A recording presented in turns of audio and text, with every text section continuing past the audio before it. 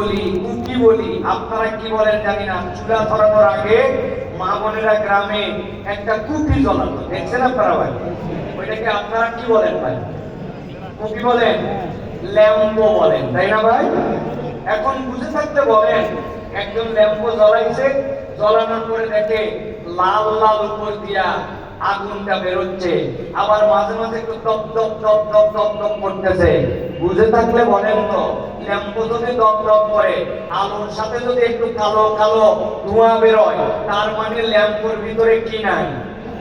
বুঝে বলবেন, কেরোসিন নাই। বলেন কি নাই? আরে লজ্জা কি আছে? বলেন মাল নাই। ভিতরে যেটা দিয়ে জ্বলে ওইটাই তো মাল, মানে সম্পদ। ওর ভিতরে ওইটা নাই, ঠিক না?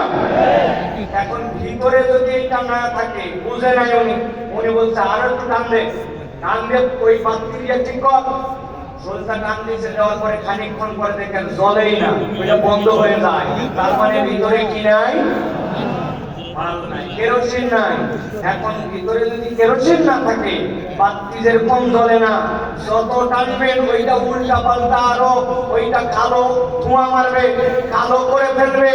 ঠিক মনে রাখবেন, দুনিয়াতে অনেক নামধারী মুসলমান আছে, কিন্তু দিলের মধ্যে যদি কোরআন না থাকে, ইসলামের মহব্বত না থাকে, তাহলে কোরআনের প্রেমে, ইসলামের টানে, ইসলামের পক্ষে থাকাও যায় না, কাজও করা যায় না, ঠিক না? এটা একদম আল্লাহ